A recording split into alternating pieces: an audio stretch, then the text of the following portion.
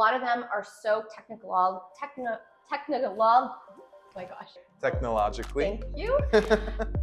Hi, I'm Tomek Gil. And I'm Lindsay Joyce, and we're the husband-wife duo of 3F Living, an architecture and interior design firm here in the city. We help our clients from initial design to move-in day. And on today's episode, we're talking about appliances.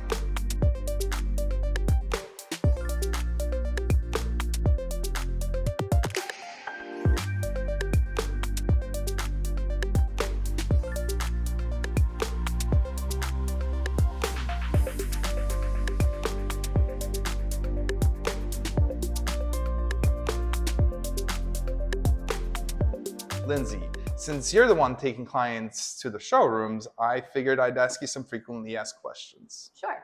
Their questions or your questions? Frequently asked. Okay.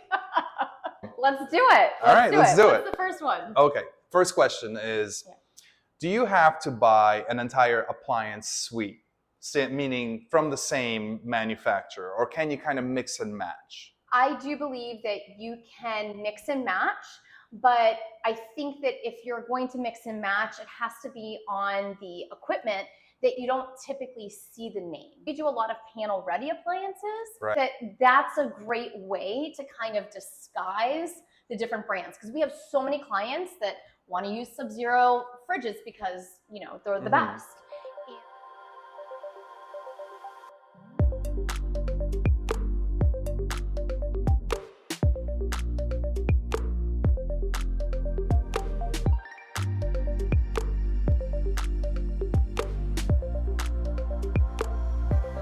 Yeah. So this is actually the new model. So what you're seeing now, they've reduced. This is 36? This is a 42. Oh, okay. So as you can see, even when there's stuff on the shelves, you have no more of that shadowing under everything they've installed. Because you have lights underneath. This amazing clear sight lighting, but it's under every shelf and in every drawer. So if you reposition, you disconnect, you can stagger your shelves, go straight across. Wow. They've moved touch screens down here, much more accessible. Yeah. Stainless steel trim. They have a night mode sensor, so it'll detect the lighting that's in your kitchen and dim down. We really are into like the filtered water and making sure our water is clean. Yeah. So And do you see that Has the right water there? dispenser It's on the right side. there. Yes. Yep, right there. It's interesting, like it's a different concept because of like, you know, you're by the faucet, you want to turn on the water.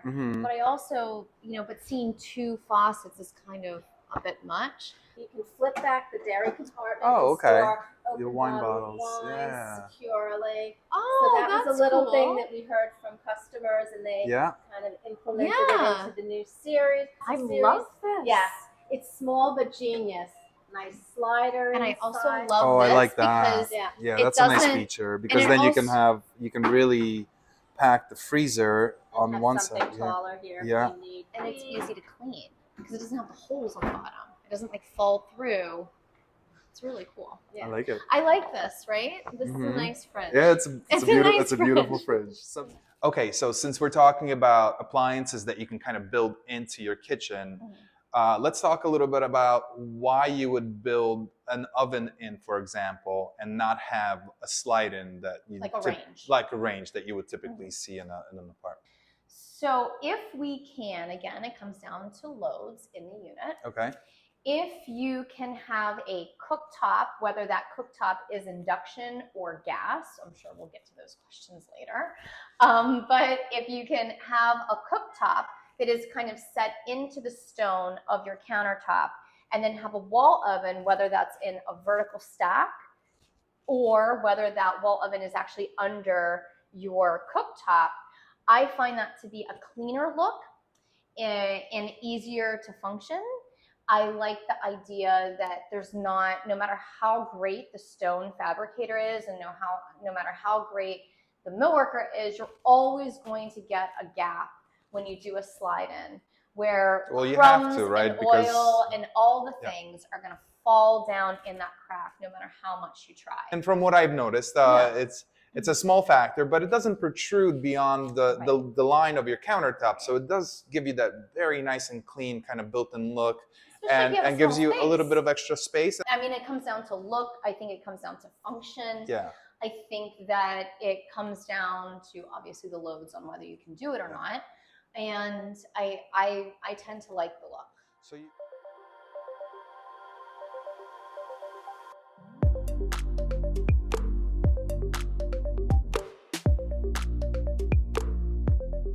It has a camera inside of it. It has, all the recipes just like the last one. Right, when you take this step down to this one with the smaller touchscreen, you get fewer sounds. This one only beeps. That one like chimes and stuff. And then the meat thermometer on this oven. Yeah. The big difference is the beeping, guys. Okay. What is a steam oven, and why would you use it instead of a microwave? Oh, okay. Probably for about 70% of our clients, we go with a drawer microwave because it is built in. It's easier to clean. It's easier to maintenance. It keys into a lower cabinet, so it's kind of nice that it's not like above your cooktop. I don't find that the microwave hood, recirculating hood combo units are the best. I think that, each appliance should somewhat stick in their lane. I think that doing recirculation with the microwaves, I don't think you're getting a great option in either case. I think that with the overhead, although in some cases it might come down to square footage. Right, I was going to say, when the space is super limited, that could be your only options. Right, those are your only options. Yeah. So like for a studio apartment, a pied-à-terre, something like that where you just don't have enough cabinet space, having a microwave hood combination unit over your range is something that you just might have to have. So a speed oven is very interesting concept. It actually marriages the option of an oven with a microwave. So you have the ability to cook, bake, and do all the things in a 24-inch, typically a 24-inch wide piece of equipment, so it's smaller. And you also have the ability to pop popcorn, which you would need a microwave for. So that's kind of like a nice kind of 2-for-1 option, but it does require a 220 line, which means you need to be able to have enough electrical loads running to your unit to be able to supplement that. So technically it's like another electrical oven basically that you're installing, but smaller. Smaller. So you definitely need to have that electrical service in order to support it. Yes, yes. But it's not an option for everybody, but it's a great option if you have the ability to install it. It's a great option because I feel like that if you do have that ability, you're essentially getting a secondary oven and a microwave, which before you'd be only getting a microwave, and you can only do so much in a microwave, right? So again, I think that's a great option.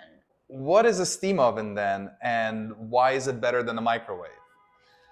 So steam ovens are better than, I believe, the speed oven and the microwave. Oh, really? Because it's healthier, right? Okay. It doesn't, the way that it reheats your food is that it literally puts moisture back into your food. So it's kind of like, got it. So instead of puffing in like water, instead of what microwave does is basically agitates the moisture already in the food, this basically puts the moisture back into the food. And so it creates better, tastier food. We talked about doing like a steam oven instead of a microwave. Okay. It's like a healthier way of heating up your food. The only thing it doesn't do is pop popcorn, but it's like a much better situation. That's good. What makes the difference between these? So this one. I see that there's like different facing, but is there like pros and cons to each one? Yeah, the pros to the ones with the touchscreen control panels, I would say like the clarity of the information. And then the other thing is just like a more sophisticated computer, so it has like more menu options. So if you want like an oven that knows how to cook more, this one is going to know more. But like the steam generator, the convection oven elements, like the core components of the oven are the same. So it sounds like water is an important element when it comes to the steam oven. How does that work? Is there a tank or something that you fill up typically, or can you actually plumb it out and have a continuous line going into your steam oven? Typically, the steam ovens that are available that are on the market have a front kind of tank. So you kind of pull it out, you put your water in, and you can do it that way. Some people don't have the ability to plumb out to the back. This might be a retrofit, right? Somebody might be taking out a cabinet to fit in a steam oven, and so plumbing it out would be very problematic for them. If it's new construction and you have the ability to throw a copper line, which is basically like the ice maker. The ice maker has like a tiny little copper line that they throw over. Same kind of situation with us. Whoa, look at that. Whoa. What? Oven within an oven. Oh my Oh, god. okay. So this is the water container. And so it doesn't like plumb direct. Like it's not like This one is plumb direct. Okay, all of that stuff. Sounds like a great option for like vegetables or anything really. or fish. It's like very few automatic programs, no protein based. Like it's all like vegetables and potatoes. Which like, do you really need an automatic program for that? I don't know. Right. For me. But right, it still has like a remote control. Yeah. You know, the thing with those types of features is that you just get used to it, right? So you stop thinking about how to make potatoes. You just put the button on, like and it does it for you. So Yeah. Now you don't. I don't it's like a fail-safe.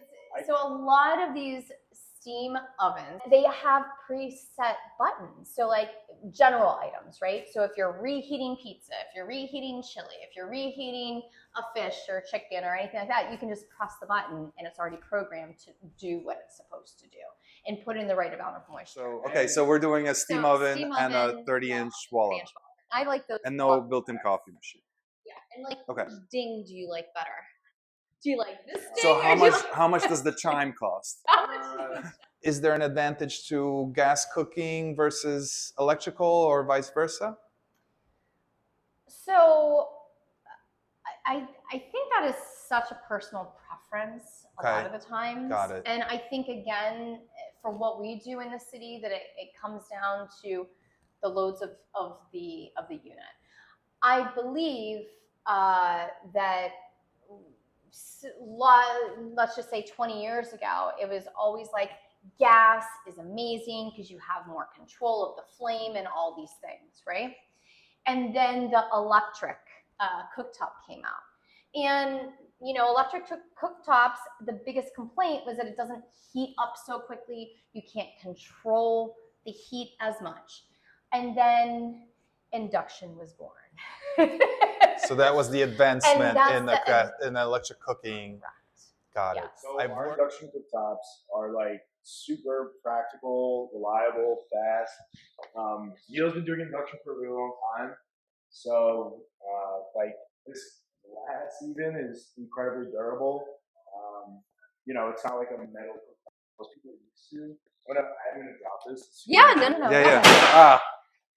That's why I wanted you to come over and see it. I was like,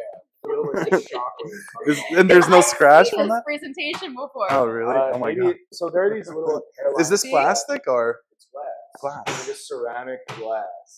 Okay. So you see the little hairline Yeah. scratches?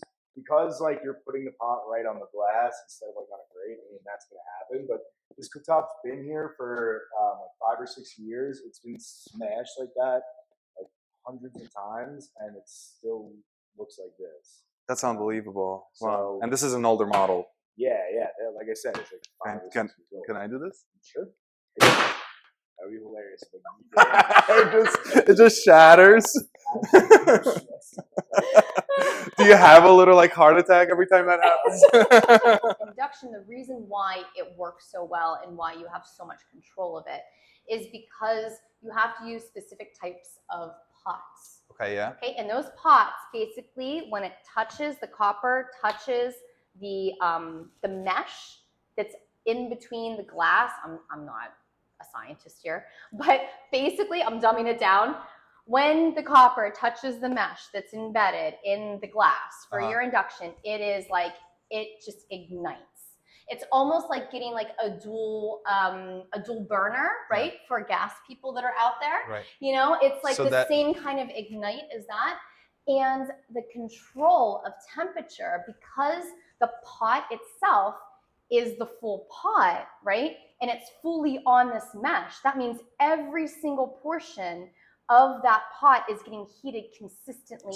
Gas, you're only getting hot from the middle and then it's lowering around the edges. So therefore, induction truly is the best way. So it's material to food. material, essentially. It's Correct. and if you remove that material, that heat flow is basically interrupted, and Right. then And it also cold right away. cools off right away. So Safety. so if you got kids running around, induction is a great option because you won't have that hot surface kind of cooling off for a long period of time. You remove the pot, you remove the pan, and it cools off immediately. Right? So it can be used as controlled as a single cooking zone, or you can cut it in half and use it as two. So. Oh, okay. So you effectively have 5 burners here. Yeah. Okay, so we talked about hoods a little bit. Yeah. I want to talk about, what is a recirculating hood and why it's used in places like New York City, and why you would want to use a recirculating hood versus something that's ducted. Well, I really think that it comes down to building rules and regulations, right? So like ideally in every condition you're ducking out. You're taking the fumes, the odor, and all the things that you're cooking, and you're ducking it out of your building, and it's not recirculating in. In New York City, you have landmarks. You can't disturb the exterior of the building. You can't just penetrate holes. There's a structural aspect of this, and rules and regulations in urban living that you just don't have an option. Now, recirculating is really your only option. And we have come up with some very cool ways, I think, inventive ways on how to use a recirculating fan, but also get it duct out. So I'll try to. Yeah, do you want me to try to explain that? Let's talk about that. And this, honestly, I should say, Tomek was the one who came up with this on our apartment for the first time, and then we started implementing it for other clients. If you're installing a microwave hood combination, that's that also doesn't recirculating, work. That doesn't work. And that kind of you have no option. But when you're doing a concealed hood, you can duct it to an extent. Yes. So those are the ones where you have like an insert that's underneath. You're not visually seeing it. It's kind of built into your cabinet, so it's just paneled, and you wouldn't even know a hood was there. Those are the inserts that we're talking about that would be recirculating. So that would be underneath. And then inside the cabinet, there's like, a collar that comes up and it's ducted. And then what we'll do is we'll run it towards the back of the cabinets all the way to the window and create a little grill right by the window so that you can easily open up your window, suck in your fumes, and it gets dispersed by the window. Now, it's not vented out the window, but you are really optimizing on where that is and it's going. not falling back on you. You can kind of, and we're using the top of the cabinet, so it's not space that is frequently used for like everyday things. It's like right. So we can run it across above the refrigerator or something, and just get it out of the unit as much as we can. Absolutely. Exactly. And so this is the whole thing, right? You attach the recirculating kit up there. It's really easy. Just cut a vent in the top of the cabinets. There will be a charcoal filter here to help filter odors. It's a pretty basic way of knowing when you have to change that. If you start, if you do pan fried fish and you're like, well, I'm smelling it, longer than I normally would. After you're done cooking, your charcoal filters are saturated. It's time to change it. I kind of like the kind of the analog feel to it, where you can just kind of like, I'm ready to cook. You pull this out, it's ready to go. One thing that we frequently build in is a refrigerator. The only issue with that is that they're not as deep as like a standalone unit when you build it into the cabinet. So, how do we deal with the space lost from installing a built-in refrigerator? So refrigeration's interesting. I would say 20 to 25 years ago, everybody had those like really deep, right, fridges that stuck out about 30 inches. I was going to say 28 to 30 inches. So we do a 25-inch countertop, and then the refrigerator would stick out about 6 inches. And I'm sure everybody's kind of been in a house or a situation where you're shutting around. Yeah, where you're walking around your fridge. Yeah. Very annoying. So what they did in more recent years is that they understand that this is an issue, right? You want everything built in. And so what they've done now is that they have options out there that's called counter depth. Like let's just say you get a 36-inch fridge, right? It's Yeah. always the same width. But now it's 24 deep. Well, instead, a long time ago, it used to be like 70 inches tall. Now, refrigerators are typically 84, 86. So they're getting taller. Really tall. So although they shrunk slightly in the depth, they've also repurposed it by having taller fridges. Let's say you have an L-shaped kitchen or even like a galley kitchen or something. Yeah, there's often constraints with columns, Constraints, whatever. columns, all the stuff. Yeah. But let's say in other parts of your apartment, you have a space for like a little wine cooler, Okay, or what, something like that. Well, a lot of times what we'll do is we'll do a spillover drawer refrigerator, and they do them so that they're panel ready. You wouldn't even know. It looks like it's part of like, a unit, and there's.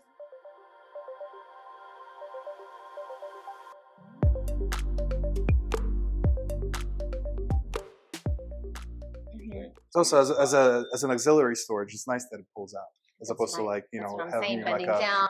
Child locks here, so it's not inadvertently put into frozen. right. mode, and Yeah, then you yeah, also that's popping important. We've done that. in the middle of the We've night. That would had happen that for happen. sure. We said people know what they're doing, change stuff on us, and we don't check them at night, and then the next morning it's like, oh sweet. So yeah. And then we have our bottle chill, fast freeze, and deep freeze, which are fun. Those are in pretty much all of our refrigeration products at this point. Yeah. Bottle chill is probably everyone's favorite. Bottle chill is fabulous for when it's in a refrigeration mode, but it's really specifically for great when you're in freezer mode. It's essentially a 15-minute timer. So that is for I'm bringing a room temperature beverage home. I'm gifted a room temperature white wine at a party. Yeah. But we want to try it now. We want to enjoy it now. You activate bottle chill. Love throw that. the product into the. I told you you'd like me. I do like I that. told you you'd That's like exactly me. that's exactly a problem you always have, right? I mean, It's literally you're describing Saturday night issue that we just had. That's a frequent So, issue. You put the room temperature product into your freezer. It gets colder faster because it's the freezer, but it sets a 15-minute timer. When that's up, it starts beeping at you, and it will not stop beeping until you come and get it out. Mhm. So you never have a forgotten exploding can or bottle in your freezer ever again. Yep. If it's not, It makes sense because all of your beverages can go Yeah. there. All of any tall storage that would otherwise take up a lot of space in your main refrigerator can go into the spillover spot.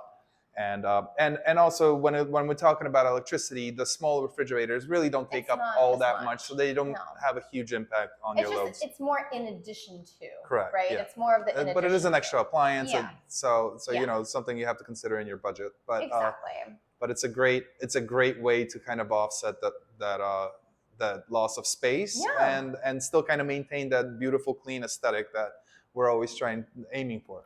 Yeah. So Very good. it's 24-inch this. depth, right? And it is doing countered exactly. And the the- compressor lives underneath. It in would behind that other panel, is that yes. right? So Okay. you would either do a false panel for each the drawer and the compressor if you do need to address the compressor years from now or whatnot, or you could do one custom panel if that line break doesn't work for you. Right. So just Oh, extend okay. down Yeah. beyond Right. here, and it just stuff Yeah, would be so real you're just nice, having too. a larger panel and just Yeah. when the unit's open, you're just exposing the compressor. We I beam. love put in this. bookcases that have Yeah. like molding and whatnot to Yeah. accent the other shelves. See, I think this would be amazing, and then we'd have the steam oven right above it, Mhm. and it could And do these extend come over. in? These are just 36, or do they come in Correct. 20? Currently, they are the 36 size. It's okay because it could just extend over and you could have like a 24-inch column. Here that has the steam oven, and then this is your counter, and this could just extend out beyond it. Mhm. I think it's. I mean, we have the room for it. Yeah, so we it's have the room not- Well, thanks very much for watching. Don't forget to like, comment, and subscribe, and we will see you next time.